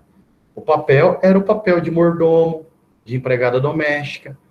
Então, é muito claro, quando trata de papéis sociais, os meios de comunicação, sobretudo a televisão, ajudam com toda clareza a consolidar, cristalizar determinados papéis para determinados grupos sociais na nossa sociedade. E esses papéis, muitas vezes, estão estabelecidos numa concepção hierárquica de sociedade. Qual é o superior, qual é o inferior. Está claro. Assim como também, quando se constrói uma narrativa sobre o passado, você tem isso. Nós fizemos mais telenovelas e minisséries já sobre Dom Pedro do que sobre outros temas para tratar do período, de determinados períodos da história do Brasil. Não é? Mais recentemente que nós retratamos nessas produções ficcionais os indígenas. Mais recentemente. E quando retratamos de forma estereotipada também. Então, é claro, muito claro isso. Você coloca, eu concordo com o que você coloca, acho que sim. Bom, realmente eu gostei muito da sua fala, principalmente que nós precisamos ensinar a juventude atual, né, a ler as mídias digitais sociais, né? Não é mero lazer ou passatempo, né? É uma forma muito ativa de informação e de conhecimento. Pode ser só informação, e é um tipo de conhecimento, às vezes, que nós ainda, eu acho, né, não conseguimos, como historiadores, professoras, entender a força dessa mídia e como ela é importante para a formação mais básica da escola, que talvez seja a cidadania, né? E realmente é uma coisa que me preocupa, mas que também me faz querer dar resposta, né? Porque é importantíssimo isso. Bom, mas tem mais pergunta, tá? Respira aí que tem mais pergunta aqui ainda. Vamos lá. Tá ótimo. Deu até uns debatezinhos aqui, vamos lá. O Gabriel Juvino perguntou: o acesso à internet no Brasil, pensando no contexto nacional, ainda não abrange a maioria. Qual o papel desempenhado pela televisão? Qual o papel desempenhado pela televisão é o seu grau de importância na sociedade atualmente em relação ao ano de 89? Aponte essas diferenças, professor Divaldo. E o Pedro Henrique perguntou: o senhor acredita que as mídias sociais, com toda a sua liberdade, pode ser uma válvula de escape para igualar a influência dos candidatos em caso de parcialidade da televisão? O José Miranda perguntou: na minha opinião, a Globo influenciou em todas as eleições a partir de 89. Você concorda? Aí a Rafaela retrucou. Falou: acredito que na de 2018, nem tanto. O Pedro falou que influência é vago demais, na verdade, porque vai ter, de um jeito ou de outro, influência, né? Enfim, são essas colocações, eu imagino. E o Eduardo fez mais um comentário, perfeito, por um controle social das mídias e uma educação para os meios de comunicação. Infelizmente, a cerveja ainda vai demorar, mas que bom que a tecnologia proporciona esses encontros. Um grande abraço. Verdade, né? De todo esse mal, a gente está conseguindo se aproximar e ter muita gente legal conversando com muita gente que talvez não conversaria, né? Isso talvez seja a parte mais interessante desse momento tão difícil que vivemos. Vai lá, Edivaldo, está contigo. Tá, primeiro eu vou falar um pouco das questões levantadas, né, e pontuadas aí mais ao final, né. Então você tem uma questão colocada, uma observação do José Miranda, depois da Rafaela e do Pedro, né, que iniciaram essa discussão. Acho muito interessante o que eles colocam, os três colocam, né. Na área de história, e aí eu vou só fazer um breve comentário. Na área de história, a gente tem muita dificuldade para pensar períodos mais próximos da nossa vivência, né? Muito próximos. Então, quando eu pesquisei, eu fui pesquisando, né? Então, no doutorado, eu pesquisei a década de 40 e 50, do século passado. Aí, depois do doutorado, eu fui primeiro para 60, 70. Agora, quando o Mauro fez esse convite, eu me arrisquei chegar até 89, eu arrisquei.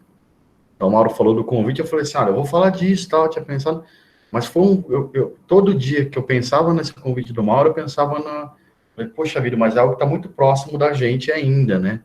Então, na área de história, a gente tem uma dificuldade muito grande de trabalhar com temas próximos, porque muitos desses processos não estão encerrados ainda, né? Eles estão em abertos, né? Essa é uma primeira questão, pensando nisso que vocês colocam, né? O Pedro, né? O José Miranda e a Rafaela.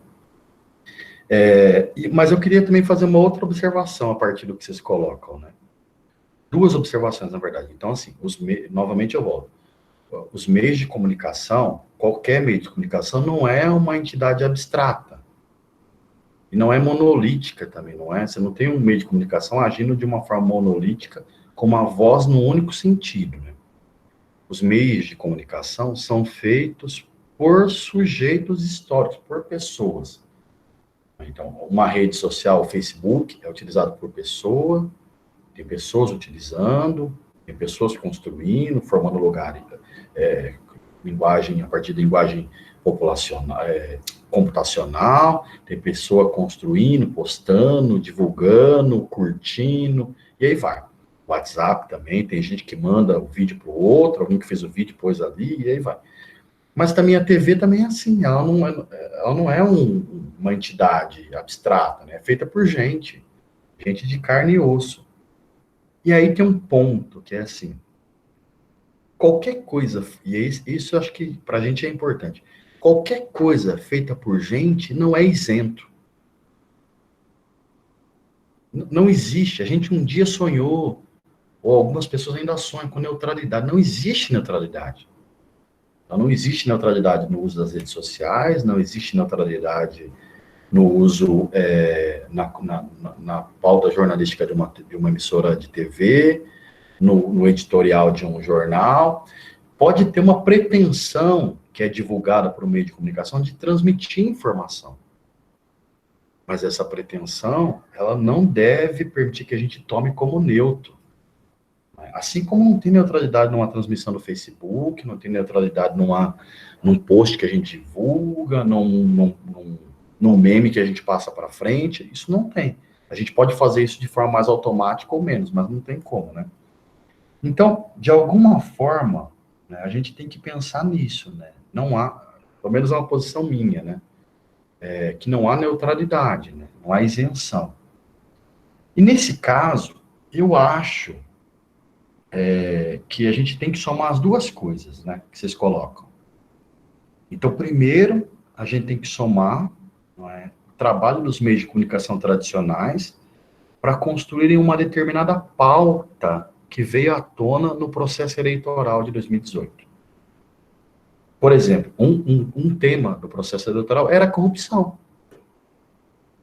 Um tema era a corrupção. Este foi um tema em 60, este foi um tema em 89, o Jânio Quadros, então vinha com a vassoura para varrer a corrupção. Esse foi um tema no segundo governo Vargas, o Vargas se suicida quando a crise de agosto aperta, principalmente com relação aos empréstimos e aos favorecimentos que ele dá pelo Banco do Brasil. Foi um tema em 60 na eleição do Jânio Quadros, foi um tema em 89 na eleição do Collor. O Collor é o caçador de marajás. E foi um tema agora em 2018, não foi o único, mas foi um tema em 2018. Mas esse tema de 2018 foi construído pelos meios de comunicação, foi essa pauta que aparece no processo eleitoral foi agendada, que é um termo que a gente usa, é agendamento. Né? Foi agendada porque foi construído um cenário de representação que diz que o Brasil tem um problema com corrupção. Então, você tem um trabalho dos meios de comunicação para isso. Eu não estou dizendo que tem ou não tem, estou dizendo que houve esse trabalho. Mas aí, se por um lado a gente tem um processo anterior a 88, a 2018, que ajuda a entender 2018, por outro, tem a utilização das mídias sociais como nunca. Como nunca. É um momento que a gente tem a utilização como nunca, né? Num processo eleitoral, no caso brasileiro. Então, acho que é isso um pouco, né, do que o Pedro, a Rafaela colocam, e o José colocam também, né? Do que o Gabriel coloca, né? Do que o Pedro Henrique coloca da válvula de escape, né? Eu não sei se a gente pode pensar assim nessa questão da válvula de escape, mas assim, é claro que você tem formas de fazer política, né, pensando na utilização das redes sociais, que pode beneficiar candidatos que não apareceriam em outros cenários, né? Pode beneficiar projetos que não apareceriam em outros cenários. No caso brasileiro, nós temos isso, mas temos também no caso externo, quando você tem a utilização de mídias sociais muito fortemente. Eu não sei se vocês tiveram a possibilidade de assistir o último documentário do Michael Moore. Michael Moore é um documentarista norte-americano que ele ficou conhecido por fazer um documentário chamado Tiros em Columbine, que retrata o episódio da escola norte-americana de Columbine, né, quando dois jovens entram executando os outros alunos, os colegas de sala, né, uma dos episódios, né. Mas o Michael Moore também, ele fez agora, por último, um documentário chamado Fahrenheit 11/9, que diz respeito à eleição do Trump. Ele analisa nesse documentário a eleição do Trump. Eu acho que é do final do ano passado, do começo desse ano, o documentário, uma coisa assim. E aí, num dado momento, ele vai para Detroit para analisar Detroit e pensar, por que o Trump ganha, né? E aí tem um movimento muito similar ao movimento que teve no Brasil de escolas públicas nos Estados Unidos, secundaristas, né? Que queriam, uma escola ia fechar e eles queriam que ela continuasse aberta e inicia o movimento em Detroit, mas também a pessoal da merenda seria dispensado e inicia esse movimento e os alunos participam. E aí mostra lá, Pedro, como que é a utilização das mídias sociais, inclusive para eles lançarem candidatos para a Câmara norte-americana, para concorrer com candidatos que já estavam no seu 6º, 7º, 8º mandato, e aí vai. E os alunos, né, entram na campanha, a partir desse movimento, eles entram na campanha, né, eles montam locais de organização e passam a utilizar as mídias sociais, sobretudo o YouTube, Facebook, Instagram e Twitter, né, para colocar temas em Detroit que não apareciam mais para enfrentar caciques da política local. É um documentário muito legal, Pedro. Se tiver a oportunidade de ver, Fahrenheit 11/9, que é o último documentário do Michael Moore. Acho que é muito interessante para pensar um pouco isso que você coloca também, tá? Gabriel, eu agradeço a sua questão também, né? O Gabriel é aluno nosso também, do curso de licenciatura, né? E agradeço a participação, agradeço muitos alunos que tem aqui, eu vi a Janaína, esse aqui também aparecendo, né, o nome dela no momento, viu o Gabriel agora que faz a pergunta. Em nome dos dois, eu gostaria de agradecer todos os alunos nossos também da licenciatura, que estão aqui em História, que estão participando da atividade, né. E aí, Gabriel, acho que a pandemia mostrou para a gente um problema sério no Brasil, que é o de acesso à internet, né. Então, assim, muitos de vocês no ensino médio, hoje tem a questão da internet, mas é preciso lembrar uma coisa, né. A telefonia no Brasil é um serviço que foi privatizado. E esse serviço foi privatizado, né, nós estamos chegando mais que 20 anos, acho, desse processo de privatização, e até hoje nós temos o problema que as empresas de telefonia, elas não entregam aquilo que elas dizem que vão entregar. Mas nós temos problemas também com os provedores de internet que não entregam a internet que eles dizem que vão entregar. E a internet continua sendo um serviço muito caro no Brasil, muito caro.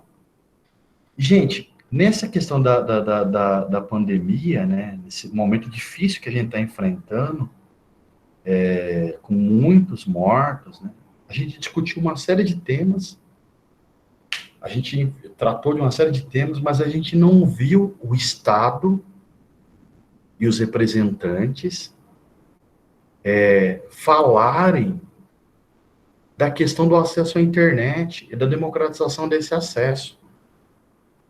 A gente não viu isso, e a gente tinha que ter discutido isso também, tem que discutir isso. Poxa vida, tem que ter a internet mais veloz para todo mundo, tem que ter internet mais barata para todo mundo, enfim, a gente tem que ter uma condição melhor. Porque, de fato, Gabriel, a TV também podia ser um recurso para a gente nesse período de pandemia, né? E aí o Eduardo está aí, que ele pesquisou isso no mestrado e no doutorado, né, as TVs educativas, né, e aí vou arriscar dizer aqui que é o seguinte, o problema da TV brasileira é que a gente formou um modelo de TV que é um negócio privado com uma concessão pública, e esse negócio privado com concessão pública, nós não cumprimos desde o início, primeiro nós não construímos uma legislação adequada, e depois nós não cumprimos a legislação para ter programas educativos na televisão. Ao contrário disso, né? Nós utilizamos pouco a educação, pouco a televisão para processos de educação. E ela poderia ter exercido um papel nesses últimos meses com maior qualidade do que tem sido exercido. Assim como todos os nossos governantes poderiam ter tratado do tema democratização de acesso à internet no Brasil, o que não foi feito, infelizmente não foi feito, né? Ótimo que você coloca para a gente pensar, tá, Gabriel? Muito obrigado também. Bom, tem mais os últimos comentários aqui, né, que o pessoal tá animado. Tem o Eliseu que faz o comentário, que ele fala que não existe neutralidade na grande imprensa, mas a maioria esmagadora é progressista. Depois, se você quiser comentar. E a Kátia pediu para você falar um pouco mais sobre os traços autoritários que ainda estão presentes na política do Brasil, principalmente a exaltação à ditadura. E o Pedro está perguntando onde ele pode encontrar o documentário do Michael Moore, né? Aí, esses são os 3 últimos comentários, gente. Aí eu vou fechar, senão de volta a ficar até meia-noite esperando vocês aqui. Não, tá ótimo. Agradeço. Então, da questão da neutralidade, de fato não tem neutralidade, se a gente pegasse a imprensa escrita, né, Eliseu, a partir da década de 50, né, a imprensa escrita, a grande imprensa escrita, né, ela passa por um processo de transformação que substitui, ou pelo menos pretende substituir, o modelo francês de jornalismo pelo modelo norte-americano. E este processo, ele tenta apresentar um jornal como neutro, isento e distante dos grupos e partidos políticos. como separando o que é opinião, então no jornal passa a ter espaço para opinião, o artigo, a coluna e o editorial, e informação, que vem no noticiário, que vem nas manchetes, e aí vai. Então, assim, tem esse processo, mas isso não quer dizer que a imprensa que apresenta esse processo para o público leitor, para o mercado publicitário, aí vai, e se transforma, não quer dizer que ela é neutra, não é mesmo, concordo com você. Nós não temos neutralidade. Agora, eu acho que os meios de comunicação no geral, sobretudo os conglomerados, eles não são progressistas. Por exemplo, o Estadão, para mim, é um jornal claramente liberal, conservador. O Globo também, né? Só que são jornais de matrizes diferentes, né? Matrizes ideológicas e políticas diferenciadas. Mas a gente pode testar, né, esse caráter progressista da imprensa, né, pensando num tema, por exemplo, né? Se a gente olhar como a imprensa, de modo geral, nos últimos 30 anos, quais representações a imprensa construiu sobre o movimento dos trabalhadores sem terra e sobre a reforma agrária, a gente vai ver que acho que não são progressistas, né? Sobre a ideia da terra, sobre a função social da terra, acho que não são. Até porque os grandes meios de comunicação, os conglomerados, eles são negócios, né? E os negócios, eles não podem produzir uma pauta jornalística que esteja distante do capital. Porque senão você não vai ter anúncio publicitário ali também, né? Pensando nesses negócios. Então, eu não tenho pesquisa sobre os meios de modo geral, mas a tendência, Eliseu, na tua pergunta, que é muito importante para a gente pensar, é dizer que eles não são progressistas, né? Talvez a gente, pelo cenário atual, né, que a gente, por exemplo, a gente vê TV Globo e alguns jornais fazendo críticas ao presidente do Brasil, a gente acha que eles estão no campo progressista porque fazem crítica ao presidente. Mas não é isso que acontece, né? Porque eles fazem crítica ao presidente porque tem uma disputa política. No caso da Globo, a disputa passa, por exemplo, pelo papel exercido pela Record. Então, a Globo critica o presidente também porque o centro de poder, o eixo de poder, a gravidade desse eixo mudou um pouquinho. Ele saiu do Jardim Botânico e foi para a Igreja Universal do Reino de Deus. E foi para a Rede Record. Foi para o Sistema Brasileiro de Televisão. Foi para a TV Bandeirantes. Então, você tem uma fragmentação desse poder, né? O presidente, ele fala mais na SBT, fala mais na Record, que também falam da pauta presidencial, do que a própria Globo. Então, a Globo ataca o presidente por isso também. É disputa de poder, né? Para mostrar que é quem tem mais força no campo político, né? Mas eu não vejo a Globo como progressista, não. E uma coisa muito legal para pensar isso é o seguinte, né? A Globo tem um noticiário sobre a pandemia, e tem um noticiário sobre a pandemia muito importante em alguns aspectos, mas também ruim em outros. Porém, ela critica as ações presidenciais, mas ela não deu uma linha, ou um segundo, ou um minuto, para falar da volta do Campeonato Brasileiro de Futebol, do qual ela tem os direitos de transmissão. Não tem problema, então, no meio da pandemia, você ter a volta do Campeonato Brasileiro de Futebol, que a Globo transmite. Então, assim, não sei se é progressista, não, porque quando se trata dos interesses econômicos dela, tem essa questão também. Mas, enfim, é muito, muito bom que você coloca para a gente pensar um pouco, tá?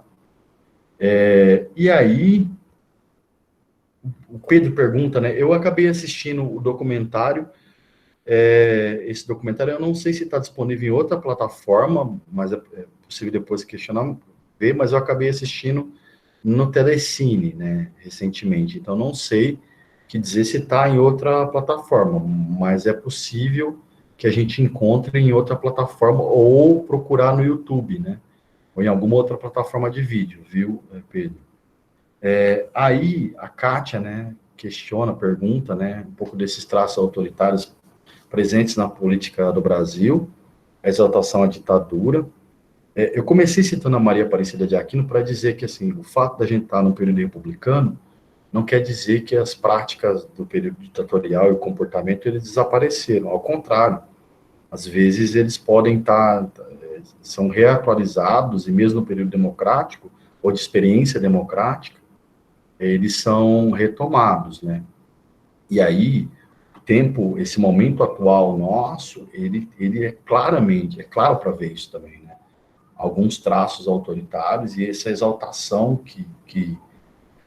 acho que essa exaltação que existe da parte de alguns políticos a torturadores, né, comprovados no período da ditadura, a exaltação que existe ao golpe militar de 64, a ditadura depois, né, uma visão equivocada, Kátia, também, de que não houve corrupção na ditadura.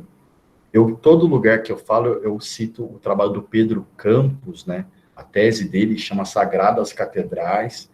Ele mostra as empresas, as construtoras, e o modo como algumas construtoras e alguns agentes políticos lidaram com o dinheiro público na década de 70, sobretudo.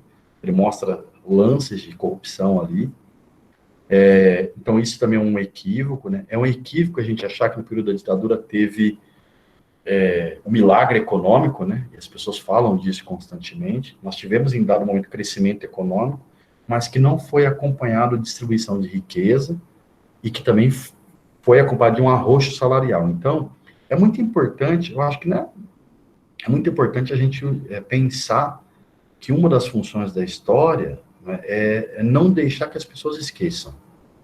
Né, e é não deixar que as pessoas esqueçam a partir de dados, a partir de elementos históricos e a partir de métodos de trabalho. Não é apenas um discurso sobre o passado, como alguns youtubers e alguns canais fazem, um discurso mais didático, mais satirizando, né, para tratar do passado, sobretudo da ditadura. Não deixar que as pessoas esqueçam a partir de pesquisa, com documentos, a partir da produção do conhecimento com bases científicas, para dizer, houve golpe militar em 64, houve tortura no Brasil, houve casos em menor escala, mas houve casos também, né, em menor escala de que a Argentina e Chile, mas houve casos de sequestro de crianças, né? Houve casos de corrupção no governo militar, né? Houve favorecimento de empresas privadas, a Globo é um exemplo disso, né? A estrutura montada nas telecomunicações para transmissão via satélite foi do Estado na década de 70, inclusive para transmitir a Copa do Mundo de Futebol em 70, mas quem se beneficiou foi uma empresa privada. Eu acho que a gente tem que lembrar disso, né, com base em pesquisas e elementos históricos para pensar essas questões, né. Acho fundamental essa questão. E aí, o Pedro aqui também comenta, liberal conservador se contradizendo, eu acho que não, né, como eu disse, um jornal ele pode ser conservador, pode ser liberal, o Estadão, não sou eu que digo, é o Estadão que diz. O editorial do Estadão fala assim, nós somos liberais conservadores, né? O editorial de fundação, e depois isso é reatualizado. Então, é uma questão muito forte, né, em alguns meios de comunicação. Mas eu acho que, de modo geral, acho que era isso. Agradeço as perguntas, né? Muito, muito, muito.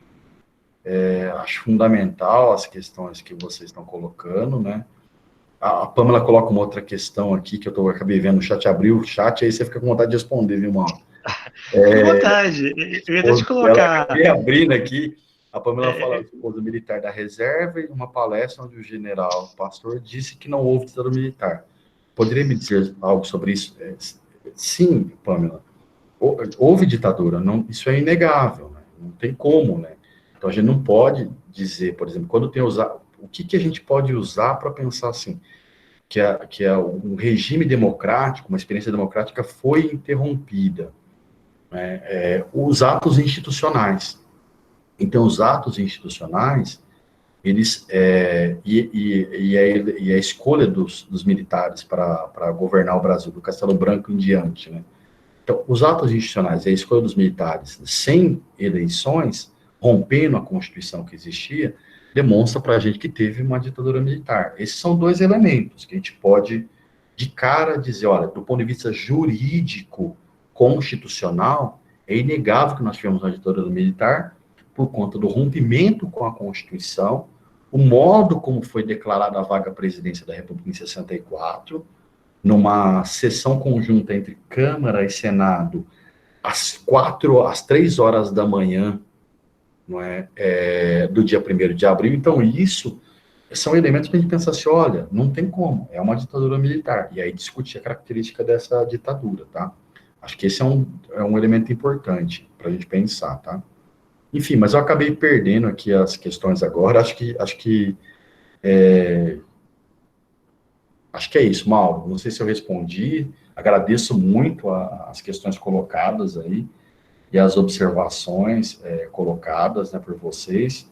O Eliseu tinha uma questão sobre o movimento evangélicos lá também, né, que tem crescido nos últimos anos. Eu acho que agradeço a eles, eu acho que é uma questão para um outro momento, né, para a gente colocar também, mas é muito importante pensar da década de 80 para cá, da década de 90 para cá, o crescimento desses movimentos evangélicos e a relação com a política, tá? Obrigado também, Eliseu. Acho que é um pouco isso, viu, Mauro? Agradeço novamente a participação e a paciência de todos vocês que ficaram até agora. Edivaldo, nós que agradecemos, pessoal. Até finalizei ali, falei, gente, agora acabou perguntas e comentários, só elogio e agradecimentos. Eliseu, realmente a sua pergunta é interessante, vamos deixar para uma próxima. Vai ter outros palestrantes que vão tocar em temas bem próximos, né? Temos ainda duas sobre ditadura militar, enfim, temos vários ainda temas que vai ser interessante para que vocês possam acompanhar, né? E é isso, Edivaldo, muito obrigado mesmo, foi muito legal. O pessoal aqui está bem animado. Ninguém quis tomar o microfone para falar, mas a quantidade de perguntas e comentários no chat foi bem longa. Fico contente que eles conseguiram dialogar, mesmo de uma forma mais escrita, mais um pouco mais distante, mas é legal também, né? Isso que vale. Obrigado mesmo pela paciência por estar aqui com a gente, pela disponibilidade, né? De pronto você aceitou. Faz um tempo, né? A gente conversou lá em julho, já estamos agora mais do meio para o final de agosto já. Divaldo, brigadão, tá? Agradeço mesmo. E está sendo gravado, depois vai ser disponibilizado no nosso canal no YouTube, do GTES, nosso grupo de pesquisa, e te mando também para você passar para o pessoal. Brigadão. Quer fazer o comentário? Eu agradeço o convite, Mauro, novamente, agradeço a paciência de todos vocês que acompanharam, né, que ouviram e que mandaram questões, ou que ouviram e pensaram nas questões que foram colocadas. Eu acho que é um momento muito importante e a gente pode torná-lo muito proveitoso, né, esse momento que a gente vive, né? Sobretudo entendendo o seguinte, né, o Edivaldo ou outra pessoa não tem a última palavra sobre as questões, né? Ao contrário disso, mas é fundamental que a gente discuta, que a gente debata, que a gente exercite de todas as formas a nossa possibilidade de discutir os problemas do nosso país e discutir o modo como a ciência pode ajudar a superar esses problemas, né? Então, hoje é o dia do historiador, hoje a nossa profissão foi regulamentada, é um duplo contentamento para a gente, mas faz sentido se a gente entenda a importância de democratizar o conhecimento e de levar o conhecimento científico a outros espaços, né, e a outros lugares. Então, agradeço muito a possibilidade de dialogar com vocês, de ouvir vocês. Quando a gente escreve, quando o Mauro fez o convite, né, a gente escreve, a gente pensa um tema, a gente faz pesquisa, né, a gente transforma em artigo, que é o que eu procurei fazer também para mandar, para publicar esse material e ter um outro formato, né? A gente quer momentos como esse para testar aquelas coisas que a gente está falando, porque é importante discutir, debater sobre aquilo que a gente fala, porque é isso que faz uma sociedade democrática, né? Eu não quero ter a opinião, a única opinião sobre as coisas, né? Mas eu quero debater com as pessoas a minha opinião e testar a minha opinião, ver os limites dela, né? E assim a gente vai formar uma sociedade mais madura e crítica também com relação a todas as dimensões, né? Como é necessário. Então, parabenizo o Grupo de Estudos em Território, Espaço e Sociedade na Amazônia, parabenizo o Instituto Federal de Rondônia, né, e principalmente o Mauro, que fez o convite aí, e agradeço muito a oportunidade, desde já à disposição sempre que for possível e tiver a oportunidade. Mauro, obrigado e boa noite a todo mundo também. Obrigado, Divaldo. Você vai ser convidado logo mais para trocar uma ideia com o nosso grupo de pesquisa, nossos projetos lá, que vai ser legal. Bom, gente, agradeço demais vocês por estarem aqui até agora, né? É um longo caminho, mas foi um papo muito bacana mesmo, Divaldo, agradeço mais uma vez. Bom, gente, boa noite, até a próxima quarta, né? Também vou falar sobre a próxima quarta sobre um outro momento histórico ditatorial, que é sobre uma leitura sobre o Estado Novo, com o professor Helter, lá da Universidade Federal de Alagoas. Enfim, temos ainda um caminho aí nesse projeto. Divaldo, muito obrigado, boa noite e até a próxima. Gente, tchau, tchau.